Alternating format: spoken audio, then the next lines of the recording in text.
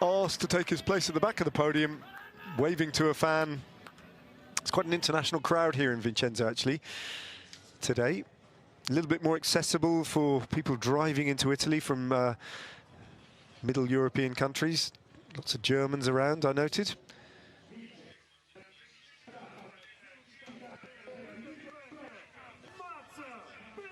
And for the fourth time, Mads Pedersen steps out into the sunshine here in Vicenza to claim another victory at this Giro d'Italia 2025, turning into a triumph for the Dane. Hard stages like this with difficult climbs close to the end, even a climb to the line like this, just seemed to be meat and drink to this man. Gonna have a wonderful and a big pack of train tickets. Yeah, he will. For his off-season. So, yet again, Mads Pedersen, winner of the stage in the Giro d'Italia. Give the bottle a good shake, and this one will be sprayed.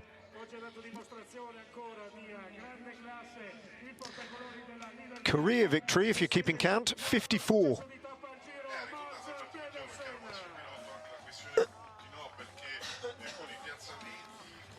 For a rider who's still only 29, hasn't hit his 30s yet, been around for a long time.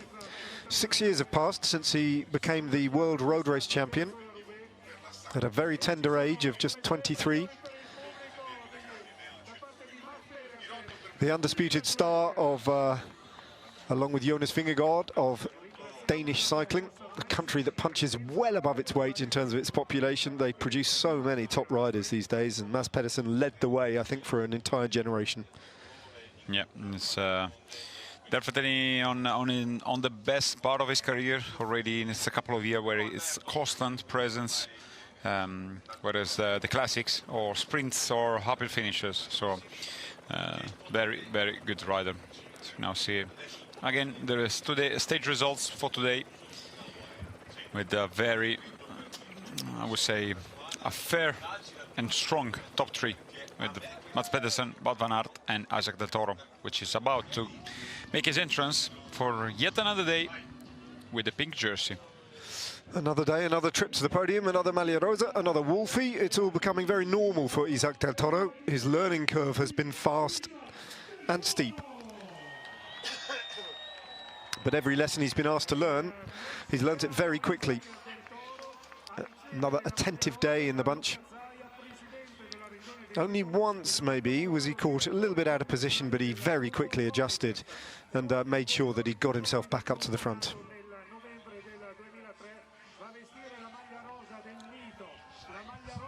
He desperately wants a stage win, doesn't he? I think that much is clear. Yeah.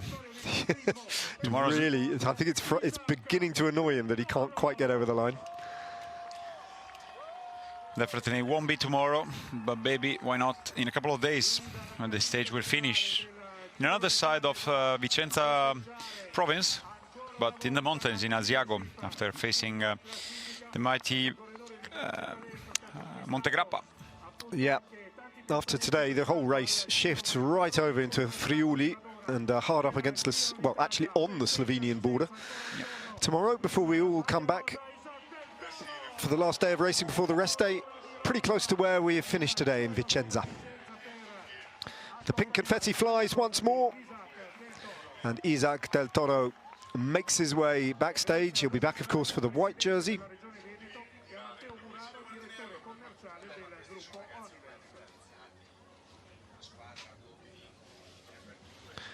But next up, Mads Pedersen will be back on the stage, on the podium, to pick up another Maglia Ciclamino. And his lead has grown, even if the order of the top 8 hasn't changed. Egan Bernal moves up to 9th. He's at 250 off the jersey, and Derek G moves up to 10th. And the only reason that they move is not because they gained, it's just because Adam Yates lost a few seconds and drops out of the top 10. Still very tight in the general classification. The next big shake-up is in 48 hours' time, the Monte Grappa stage.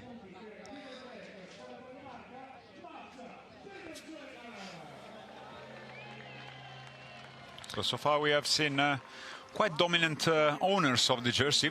Mats Pedersen, wearer of the Ciclamino since the very beginning. Many days in pink as well. And then it was time for Isaac Del Toro. So, except for a brief moment for Roglic and Ulissi, those two guys bossing the leader's jersey.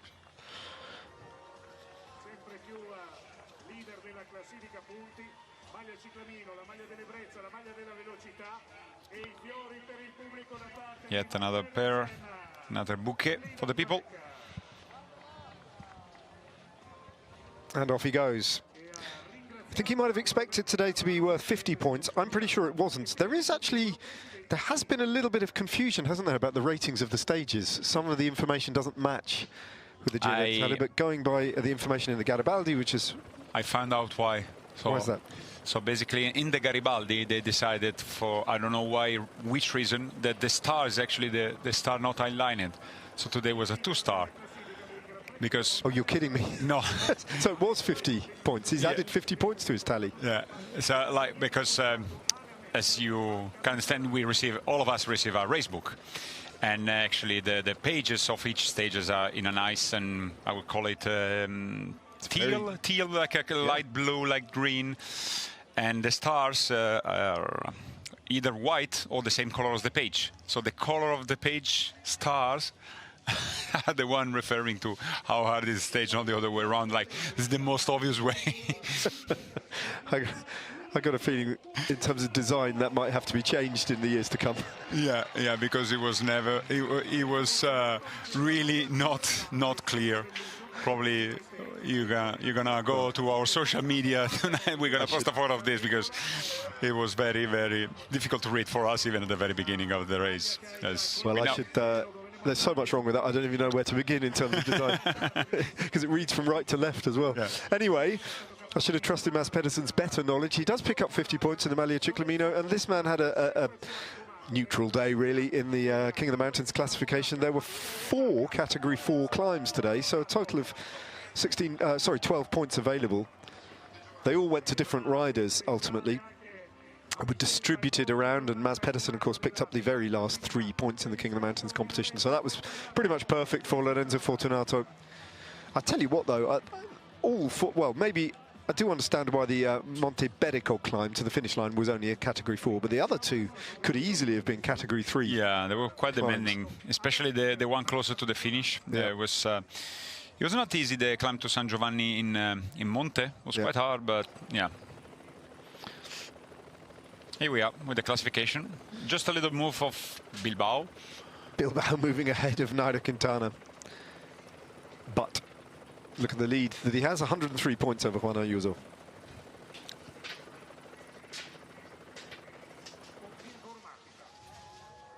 And back again, Isaac Del Toro.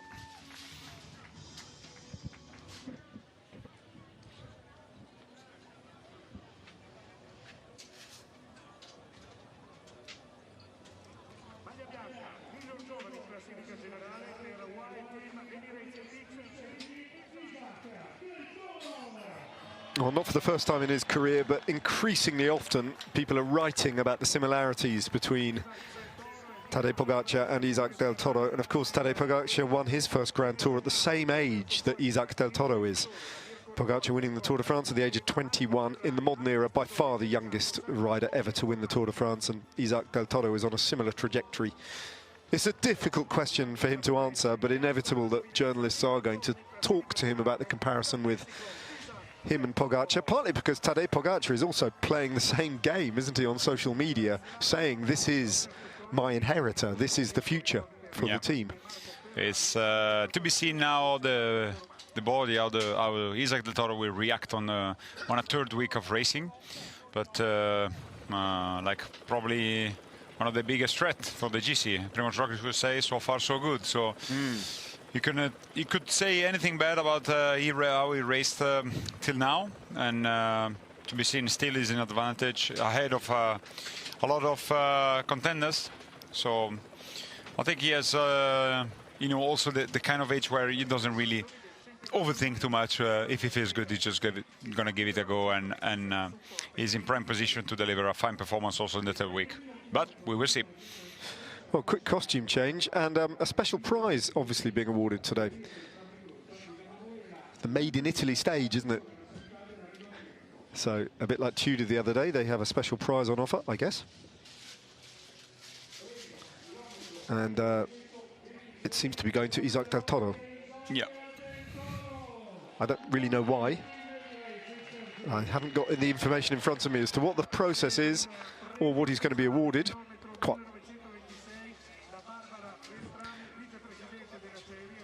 What's in the box? It's a pizza. It looks like a pizza, but we haven't actually seen inside the box. There's something in there, I'd hope, otherwise just an empty box. Oh, he's got a special Italian jersey, tricolore racing jersey to add to his enormous collection of jerseys. There it is. He's also a bit confused of the whole process. He doesn't know what just happened, but Made in Italy is the organisation which represents Italian trade and industry overseas, and they're a big sponsor of the Giro d'Italia, and they've identified this stage as their stage with the special prize. So there we go.